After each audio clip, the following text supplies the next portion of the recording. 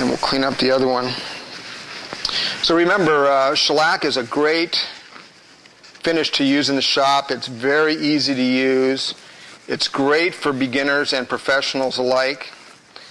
It has a wonderful history to learn about. So here we're just going to take up this last bit of shellac in this syringe. I'm just going to rinse this syringe out back and forth just like that. That's pretty much all it takes. There's hardly any shellac in that syringe. Just take that syringe apart now and clean it, and it's ready to go for the next application.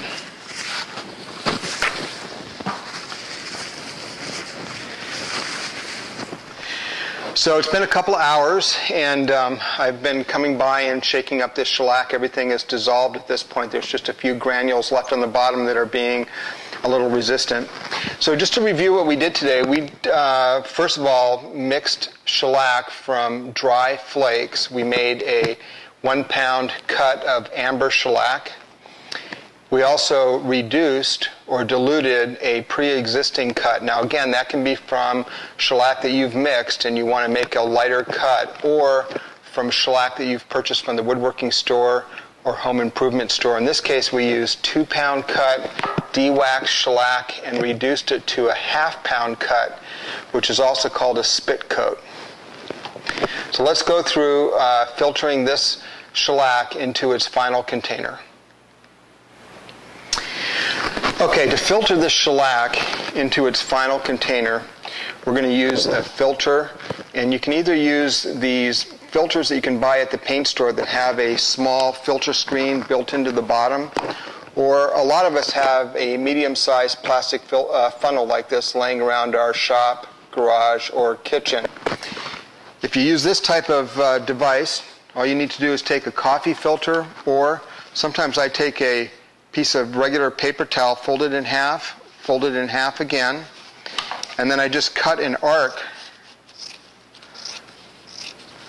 across that filter paper, or what's going to be our filter paper, open it up, put it in the funnel, and now you've got a nice filter to filter your shellac.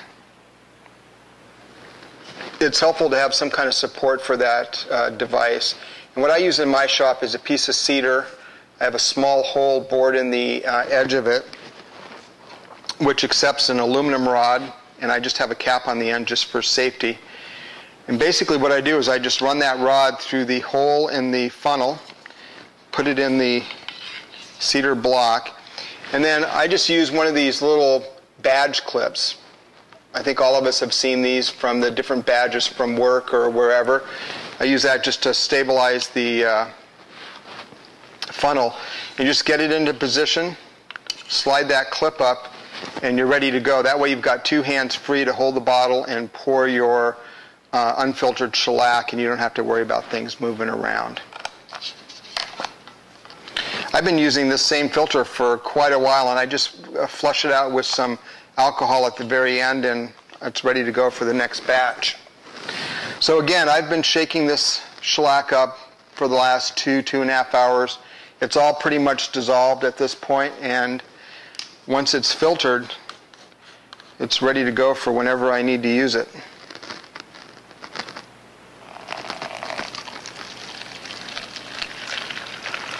And all we're doing right now is just getting out any undissolved particles and any potential impurities that would compromise our finish. Usually not very much comes up in this filter, but it's a good idea to do.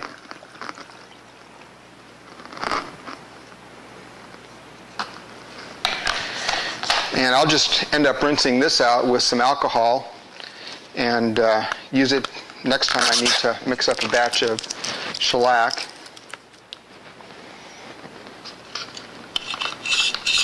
Now as I'm looking in this filter, and I'll pull it off and hold it up to the camera, hopefully you'll be able to see it, there actually is some small debris that I filtered out.